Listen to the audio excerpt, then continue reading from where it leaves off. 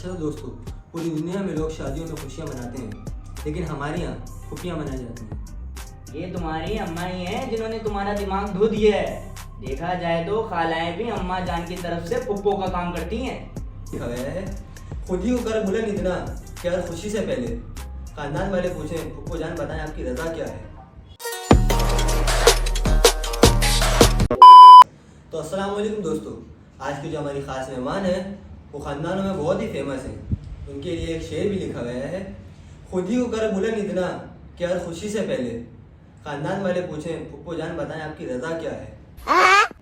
इसी के साथ वेलकम करते हैं प्यारी सी ज़माने की फुप्पो जान। तो अस्सलाम वालेकुम फुप्पो जान, कैसी हैं आप? वैसे बेटा ये जो तुमने इंट्रोडक्शन करवाया है ना हमारा, बड़ा ही कोई फजूल करवाया। अच्छा फुप्पो ये बताएं, आपका नाम ज़माने की फुप्पो कैसे पड़ा? अरे बेटा बात कुछ ऐसी है, मेरा नाम ज़माने की फुप्पो इसलिए रखा गया क्योंकि पाकिस्तान में एक बहुत ही मशहूर नामवर है, उन्होंने बोला था कि नोवेल लिखनी है हमें फुप्पो की नेकियों पर। क्या नेकियों पर? तो हम भी चले गए उधर।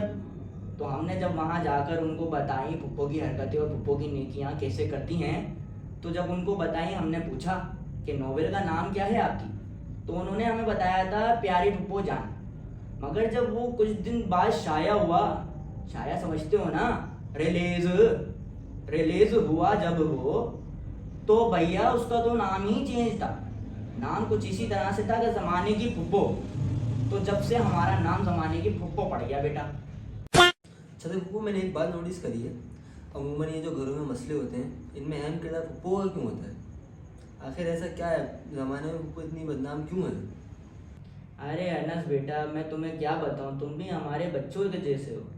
जब तक हम खाला थे ना तो हमारी थोड़ी बहुत इज्जत थी और ज़रा सी जो है बदनामी थी।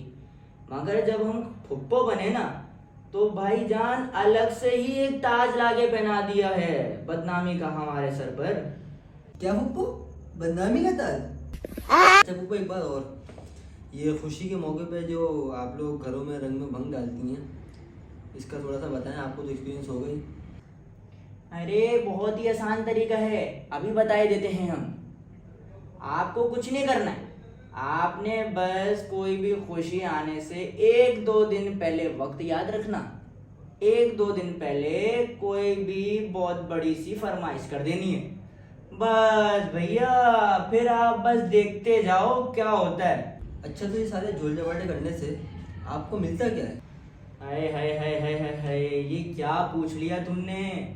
मसले खड़े करने के बाद जो अटेंशन फुप्पो को मिलती है ना, क्या राहत और सुकून मिलता है बेटा इस चीज में, पूछो ही मत। तुम बनोगे ना जब फुप्पो, तब तुम्हें भी मजा आएगा। अटेंशन? किस चीज़ की अटेंशन?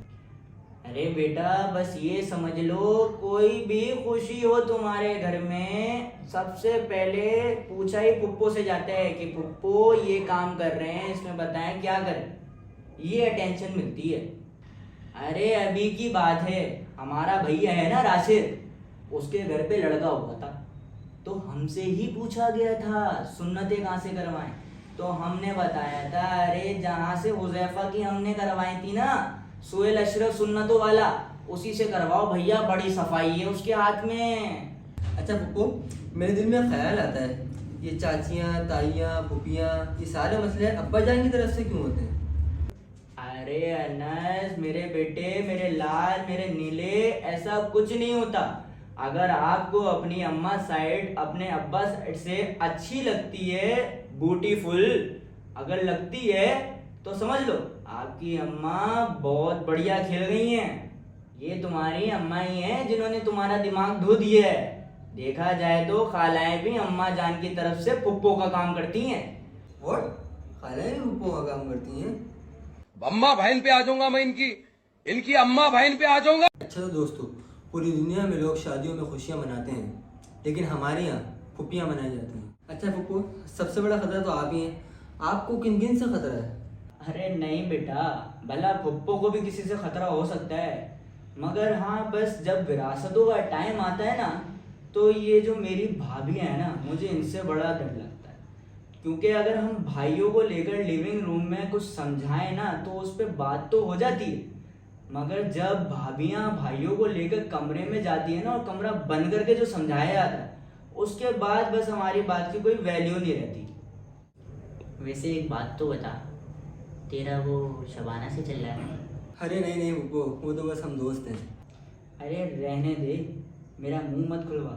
ये शबाना, रुकैया, फरजाना जैसी लड़कियों से तुम चक्कर चलाते हो, यही तो सिखाती हैं तुम्हारी अम्माएं। और अगर हम फुप्पो कुछ बता दें तो भैया एक अजाब हो जाना होता है। लेकिन पुप्पो, मैंने तो आपको ब्लॉक किया हुआ है। लानत है तुम्हारे मुंह पे बेटा, तुम लोगों से और उम्मीद लगाई भी क्या जा सकती है।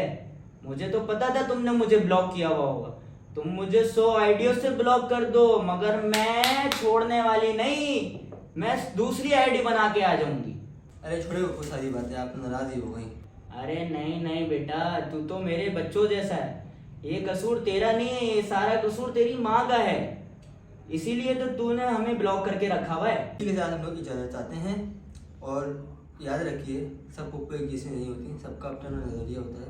और इस वीडियो को पुप्पो तक पहुँचाएं। हमारे चैनल को लाइक करें, शेयर करें और सब्सक्राइब करें। पुप्पो घंटा कौन बजाएगा? अरे वो तो वो लोग बजाएंगे ना।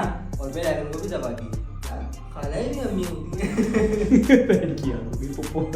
आज की जो हमारी खास मेहमान है वो बहुत ही खानदानों में बहुत ही फेमस है। तो भाई मसला हो, इसको थोड़ी सी सबको बेनजर डालें अपनी। ये जो मछली आप खड़ी करती हैं, इनसे आपको मिलता क्या? दोबारा बोल, शुरू कर। अच्छा तो ऊपर एक मसला लाइट में आ रही बेटा।